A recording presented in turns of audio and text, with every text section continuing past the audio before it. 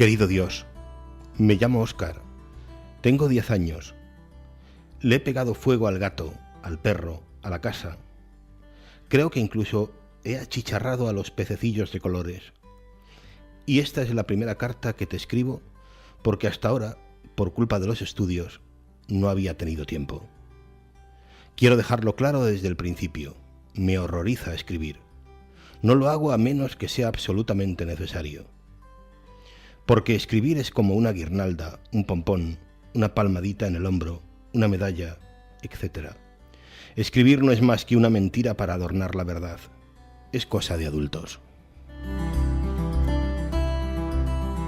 Saludos amigos, bienvenidos una semana más. Esto es 49 más, un programa de Canal Diocesano de Televisión, en el que cada semana les hacemos una recomendación literaria, un libro que nos parece que merece la pena leer, porque hay una historia interesante, porque hay un autor, quizá, también de prestigio. En este caso es una historia bien interesante que quizá algunos de los que estáis ahí al otro lado en casa recordéis, porque hay también una película sobre este libro. Nos ayuda y nos va a presentar este libro, como siempre, Antonio Rubio Muga. Bienvenido, Antonio. Muchas gracias. Aquí estamos una vez más para hablar de este pequeño gran libro. Pues eso sí, vamos a hablar de un pequeño gran libro, porque el libro, como ven, es una cosita, nada, bien pequeño, Cartas a Dios. Pero es que la historia no tiene nada que ver con el tamaño del libro. Es tremenda la historia que hay detrás de este libro. Dinos en primer lugar, Antonio, una palabra del autor que firma este libro. Un francés, nació en el año 1960, Éric Emmanuel Schmitt, es catedrático de filosofía en París y saltó a la fama con una obra de teatro, se llama El visitante, donde supuestamente se encuentran Freud, Sigmund Freud y Dios. Ahí empiezan ese diálogo y eso fue lo que le hizo pues, empezar a escribir. Abandonó el teatro y se dedicó también a la narrativa, con el primer libro que se llama La secta de los egoístas y luego una serie de libros que van a hablar de la infancia, van a hablar de relatos de espiritualidad, dentro de los cuales se enmarca este Cartas a Dios, dentro del ciclo de lo invisible lo llama, y ahí está el que nos va a tratar en este día, Cartas a Dios. Bueno, el libro tiene mucha enjundia, y nosotros, pues bueno, no vamos a intentar no desvelar un poquito la trama del libro, porque es muy interesante, ¿no? Lo que vamos a intentar hacer es apuntar algunos elementos que a nuestro juicio hacen de este libro un libro interesante, ¿no? De entrada, si te parece, me gustaría que comentáramos una cosa que a mí me ha llamado mucho la atención, que es que, por otro lado, si lo piensas, tiene su lógica. Todo lo que ha generado esta historia, una vez que la fabrica, digamos, y la crea Éric, la cantidad de realidades que ha generado esta historia, porque, bueno, pues estamos hablando de una novela, pero estamos hablando de una película, estamos hablando de una obra de teatro que, por ejemplo, yo no sabía, me he enterado hace poquito que casualmente Juan Carlos Pérez de la Fuente, que es un conocido director de teatro aquí en nuestro país, la ha estrenado hace poquito, el 11 de enero, en Madrid, y él mismo, yo lo he leído en una entrevista, ya la había hecho, ya la había llevado al teatro en el 2005, ahora lo ha vuelto a hacer porque se lo han pedido, le han vuelto a pedir que ponga en escena esta obra, ¿no? No sé, eso habla, digo esto porque creo que esto habla de el poder de la historia que hay detrás. A mí me recordaba cuando lo estaba leyendo, tal vez El Principito, salvando la distancia, de ese pequeño libro, pues todo lo que después se ha ido elaborando en todos los sentidos de la película, de todo tipo. Pues esto me recordaba un poquito también, como de un pequeño libro que aparentemente es un tanto, pues le hemos dicho antes, hemos apuntado a literatura infantil, pero más que infantil sería espiritual y va a dar mucho que hablar, y ya lo está dando de que hablar. Es uno de los libros, el autor Éric ahora mismo es el autor francés que más vende, con lo cual pone de manifiesto la importancia no solamente en su país, sino también en toda Europa y en todo el mundo, porque este libro ha sido traducido a infinitud de idiomas, la importancia de Cartas a Dios. Bueno, sin destripar, pero damos unas pinceladas así por encima primero de por dónde va la trama del libro. La trama es un chaval, Óscar, que tiene 10 añitos nada más, ingresado en un hospital con una enfermedad, le han hecho un trasplante, la cosa no ha ido bien, ha ido mal, y entonces pues él ahí, instado por una voluntaria, ahora hablaremos de ella, él dice, no me gustaba escribir, dice, y menos a Dios, yo nunca había tenido relación con Dios, es más, no creía, pero ahora necesitaba, por propio interés, que él me escuchase. Y ahí ese es un poco como comienza la historia y en la trama, cada día en la vida de Óscar escribe una carta a Dios, y esa carta va a ser cada día como si hubieran transcurrido 10 años de su existencia, desde que empieza a escribir esas cartas. Vamos a detenernos, no sé qué te parece a ti, pero simplemente meterse en esta historia, en este tipo de historia, me parece un acto tremendamente arriesgado y difícil y valiente por parte del autor, del escritor. Es muy complejo intentar meterse o ahondar, ¿no?, en una historia como esta. Y más cuando es de un niño, porque él llega a poner al principio, en boca de Óscar, dice, al hospital también se viene a morir. Todos tenemos la noción del hospital, nos vamos a sanar, nos vamos a curar, vamos a ir a que nos pongan los remedios a nuestros males. Pero desde las primeras páginas apunta a esa realidad, la realidad de la muerte. Aquí al hospital se viene a morir también. Y él, desde un niño tan pequeñito, pues ya intuye y asume, que es lo importante, asume esa realidad en su vida. Sí, por ahí quería yo, Antonio, porque en esta entrevista que yo te decía que he leído estos días de atrás a Juan Carlos Pérez de la Fuente, que le hacían con motivo de la obra de teatro que ha estrenado en Madrid, basada en este libro, en esta historia, él plantea un tema que yo te quiero preguntar a ti, ¿no? Que es el de esta cuestión precisamente, la de la muerte, Dios, la muerte, la existencia o no del más allá, y él dice que es una cuestión como tabú, ¿no?, en el mundo de la literatura actual, también, ¿por qué no?, del cine, del teatro, y que es un tema muy interesante como para tocar y para llevar pues en este caso, dice él, al teatro, también aquí al libro, ¿no?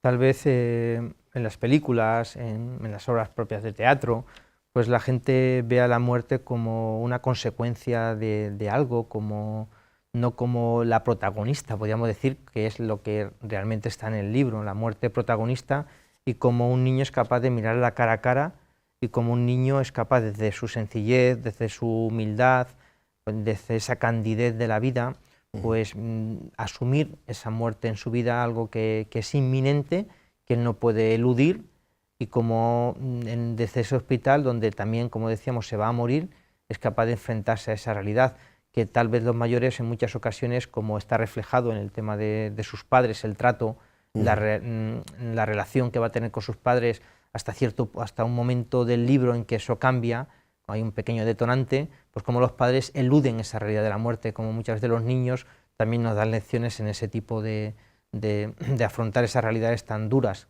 Claro. Hay un personaje que creo que tú le has apuntado de pasada cuando explicabas o contabas una pincelada así general del libro, un personaje muy interesante, que es prácticamente en torno al cual gira todo, ¿no?, entre la relación de Óscar y Mami Rosa o Mamá Rosa, ¿no?, según. Dinos un poquito, cuéntanos algo de este personaje. Pues es una voluntaria que está en el hospital. Al principio solamente podía ir 2 días de visita para acompañar, en este caso, a Óscar. Él luego, en un momento del libro, pide que vaya todos los días, y es una persona, es una luchadora. Él dice, pero no luchadora a punta de que antes se dedicaba a la lucha del pressing cat y era la estranguladora del Ánguedo. Algo nos puede parecer en broma, pero tal vez bajo ese título de luchadora es lo que realmente es esa voluntaria, luchando muchas veces contra sus propios gustos, podríamos decir, contra sus propios sentimientos, transmitir esperanza, transmitir fortaleza, transmitir cercanía a los enfermos. Una realidad que no solamente está presente en la historia, sino que en muchos hospitales hay personas voluntarios, que muchas veces no es un trabajo agradable de voluntariado, ni fácil, pero ellos saben que tienen que estar ahí por todo el bien que hacen. Mami Rosa simboliza pues esa labor, esa presencia, muchas veces contra los propios gustos, pero que ella supedita por el bien del chaval, en este caso de Óscar. Sí, yo estaba pensando justamente en eso, en que este es un personaje que existe hoy, ¿no? Hay mucha gente haciendo una labor, bueno, no sé si mucha gente, pero sí que hay gente, ¿no?, hoy, por ejemplo, aquí en nuestro hospital de Toledo, haciendo una labor en esta línea, ¿no? Una labor que es impagable, que es totalmente impagable. Vamos al tema de ese momento que tú has apuntado de la escritura, porque es ella, es Mami Rosa, la que le hace a Óscar una propuesta muy curiosa. Sí. Le dice que cada día escribe una carta a Dios. Al final del día le puede hacer una sola petición, no en plan material, sino espiritual. Y le apunta de que cuando uno es capaz de escribir, es capaz de entregarse a sus pensamientos, esos pensamientos no te van a quedar inmóvil, sino van a hacer que tú te muevas. Si uno no expresa lo que siente, en este caso a través de la escritura, pues eso te va a quedar inmóvil. En cambio, si lo expresa, eres capaz de seguir, de continuar ese movimiento, a pesar de los dolores, de los achaques. Y eso es lo que insta Mami Rosa a que el autor Óscar, una persona, hemos dicho al principio que no tenía nada que ver con Dios, que no creía, pues simplemente por eso, por esa petición de esta persona, entre ya en primer contacto con Dios, se mueva, sea capaz de salir de sí y pedir esa ayuda a Dios. Luego hablaremos de esta idea, ¿no? de la idea de Dios y la trascendencia, cómo empiezan a aparecer, ¿no? en Óscar y en qué medida le ayudan, ¿no? Pero yo no podía evitar acordarme de, pensando en esto y al ver cómo Mami Rosa le crea, ¿no? con esta propuesta de escribir, ¿no? una carta, como que le crea un mundo, ¿no? Le abre como, yo pensaba en que le abre como un mundo nuevo, no sé si decir paralelo, ¿no? a ese mundo, digamos, real de ese sufrimiento, ¿no? Y entonces me acordaba, a lo mejor no te parece a ti que se puede hacer este paralelismo, esto es una opinión mía, ¿no? Pero no podía evitar acordarme de otra gran película, ¿no? De una gran película que ha visto todo el mundo, ¿no? Y que es La vida es bella, ¿no? Sí. Donde, bueno, todo el mundo conocemos esa trama, ¿no? Y la habilidad del padre para, en un momento de tremendo sufrimiento, de guerra, en un contexto de guerra, generarle al niño, a su hijo, un mundo paralelo, y entonces le empieza a narrar todo lo que está pasando con una serie de claves que hacen que el niño salga de alguna manera de ese sufrimiento, ¿no? En este caso, Mami Rosa, con las cartas, tal vez no llega a ese nivel, pero sí intenta acompañar, mitigar y sobre todo que Óscar sea capaz de sacar dentro de sí todo lo que lleva dentro. Evidentemente era una persona que con sus padres pues no se llevaba, iban a visitarle una sola vez a la semana, decía, porque vivían lejos. Al final del libro pues deciden quedarse a vivir en casa de Mami Rosa, que está muy cerquita del hospital, y le pueden visitar casi todos los días. Pero él, claro, necesitaba alguien que le diera esa esperanza, que le diera esa fortaleza y sobre todo esa cercanía, lo que es Mami Rosa y lo que es el propio Dios, como está también cercano a nosotros, no solamente en los momentos buenos, sino también en los momentos de dolor. Se le sirve también para mostrar a través de las cartas cómo hay alguien, un ser trascendente, que está ahí también acompañándote en los momentos de dolor. A eso quería ir yo, ¿no? A ese momento en el que ya va apareciendo Dios, ¿no? en la reflexión del propio Óscar, ¿no? Y entonces empiezan las preguntas también, ¿no? Preguntas muy duras, a mí me parecen durísimas, sobre todo si te pones en el contexto de lo que pueda ser una historia real, ¿no? De un niño que esté pasando por una situación así, ¿no? Y hay un clásico de la espiritualidad cristiana, ¿no? Una pregunta que, bueno, yo creo que además no tenemos que dejar de hacérnosla, ¿no? Y hay que saber responderla también, ¿no? Que es cuando ese momento en el que, en esa edad ficticia de los 30 años, ¿no? Hay un momento en el que Óscar se permite, bueno, ¿y por qué Dios permite que exista yo? Yo que soy un niño, que estoy pasando por esto, que estoy abocado a la muerte, ¿no? Es la famosa pregunta de la existencia del mal también, por tanto, ¿no? ¿Por qué Dios permite el sufrimiento? ¿Por qué Dios permite...? Mami Rosa, de una manera muy sencilla y yo creo que también muy adecuada a la mentalidad de un niñito de 8 años, de 10 añitos, le dice que Dios, el sufrimiento no es un castigo y que además el mundo, sin ti, sin Óscar, sin sus amigos que están allí, estos son todos niños, sería mucho menos bello. Le apunta esa idea, el mundo sin ti, a pesar de tu dolor, a pesar de tu sufrimiento, sería mucho menos bello. Y nunca tienes que ver, le apunta, la enfermedad como un castigo por parte de Dios, sino que es una realidad a la cual nos tenemos que enfrentar. Ahí hay una labor, una especie de, no sé si llamar, de catequesis con mayúsculas, brutal.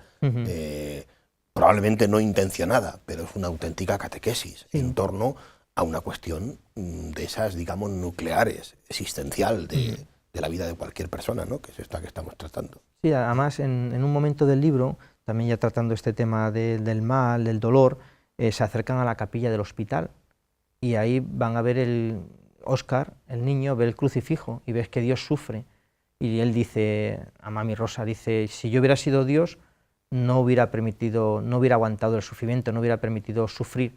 Y ella le dice, ¿qué es más cercano para ti? ¿Un Dios que no sufre o un Dios que es capaz de sufrir como tú estás sufriendo?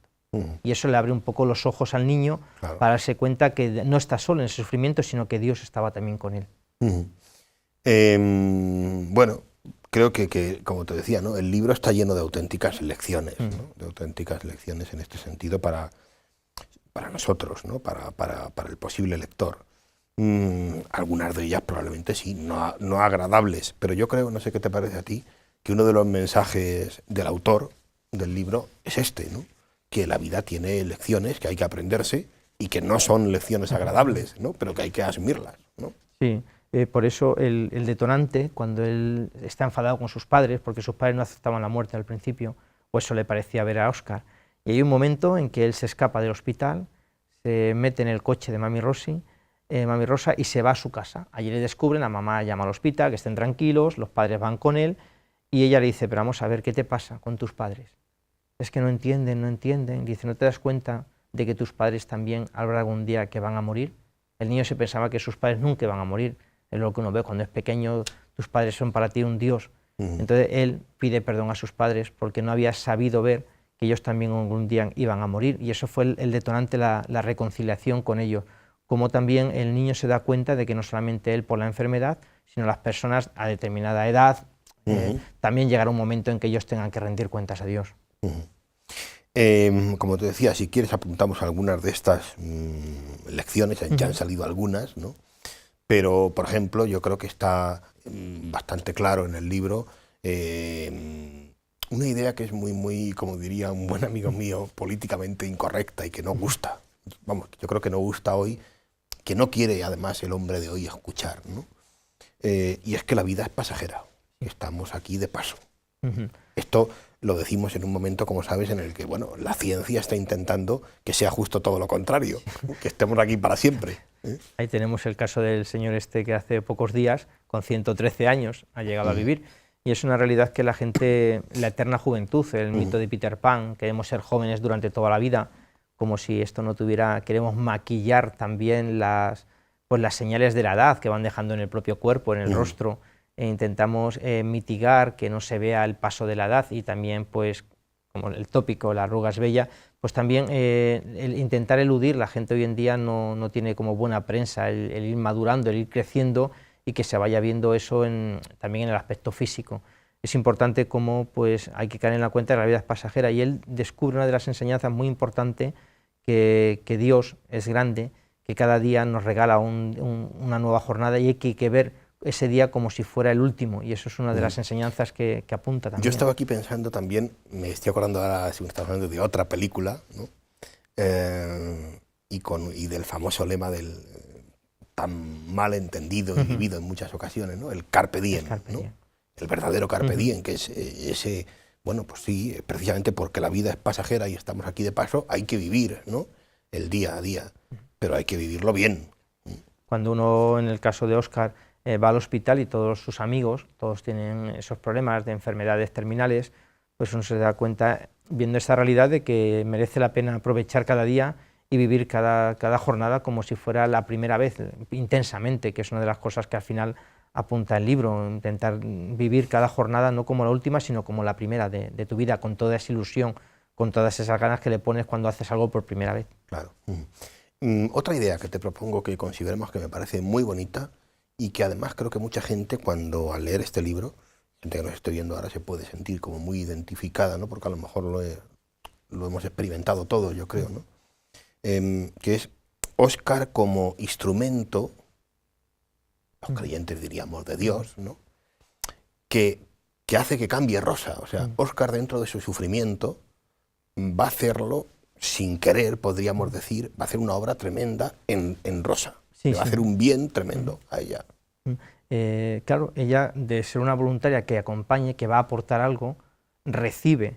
¿Y qué es lo que recibe al final de la historia? Ella se da cuenta que gracias a Óscar ha vuelto a reír, gracias a Óscar ha descubierto de nuevo la felicidad, y gracias a Óscar ahora estoy llena de amor. Risa, felicidad, amor, como esas 3 grandes enseñanzas que ella aprende de un niño. Ella que no era tampoco una mujer, digamos, maravillosa, una mujer 10. No, ella... Me refiero a nivel de virtudes, ¿no? Es que creo que aquí hay otra enseñanza, Antonio, no sé cómo lo ves tú, del autor del libro, ¿no? Que me gusta mucho, ¿no? O sea, no tienes que ser una persona perfecta para hacer el bien, para ayudar a los demás. Rosa no es una persona perfecta, en absoluto, pero en un momento determinado está en un determinado sitio y es capaz de hacer un bien tremendo a este niño. Sí. Pero Rosa no es una persona perfecta. No, ella, hay que esperar a ser perfectos, claro, para hacer el bien. No, ella apunta al principio, pues eso, que es luchadora de pressing car, había tenido su vida, era mayor, decía Óscar, tiene un coche más viejo que el invento del automóvil, un poco con broma. Se da cuenta de que, bueno, dentro de sus limitaciones, pero lo importante que ella estuvo allí en todo momento. Cuando se escapó con ella, o en otro momento del libro, que se esconde y no le descubren hasta pasado unas horas en el cuarto de la limpieza, pues la llama a ella y es cuando le permiten visitarle todos los días. Entonces, como se ve también a lo largo del libro la transformación de una persona de ir pocos días a ir todos los días, de lo que es simplemente un acompañamiento a implicarse, a que permitir que en su casa vivan los padres de Óscar los últimos días, allí cerca de él. Todo eso va llevando también la transformación a través del niño de una persona mayor, donde al final pues descubre realmente el verdadero sentido del amor. No sé, estas son las que a mí se me ocurren, si tú quieres apuntar alguna lección o algún aspecto más. Ya como para uno de los últimos puntos que apunta Óscar es que la vida es un regalo que nos dan. Dice, al comienzo de la vida uno la sobreestima, piensa que la vida es eterna, cuando es pequeñito pues uno va a vivir toda la vida. A medida que se va haciendo mayor, uno va a subestimar la vida. La vida es demasiado corta. Y cuando uno ya es anciano, se da cuenta de que la vida simplemente es un préstamo que nos hacen a nosotros y que lo único que tenemos que estar intentando es merecerla. Como esas fases de la vida de la persona también que apunta el niñito están presentes también en nuestras propias fases. Claro, sin duda, sin duda. Y luego está esa lección, esa última lección de Óscar, ¿no? que es tremenda, pero que es real y tú lo has apuntado antes, ¿no? La del crucifijo. Sí, como tenemos un Dios que sufre y que está con nosotros, no es un Dios que está sonriente, que no se compadece, que no sabe lo que es pasar por donde le ha pasado. Eso le ayuda también a Óscar, yo creo, a sobrellevar su enfermedad y a relativizarla cuando ve que siendo Dios lo ha dejado todo y se ha puesto a su lado, pero no como mero espectador, sino como una persona que sufre como él, pues eso le da un matiz distinto, un cariz distinto a su enfermedad, una manera diferente de enfocar esa enfermedad y ese dolor que él tenía.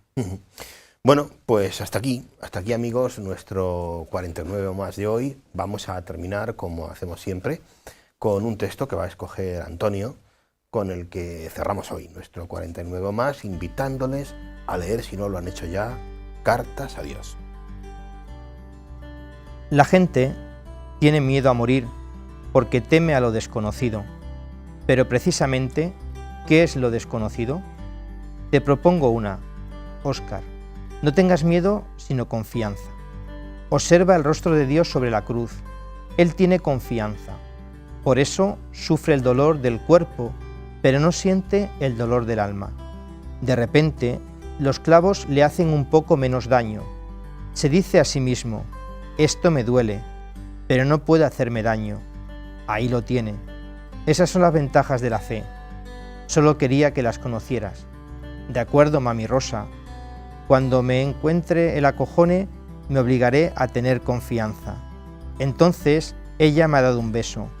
Al final, los dos nos encontramos muy a gusto en esta iglesia desierta contigo, Dios, que parecías estar tan sereno.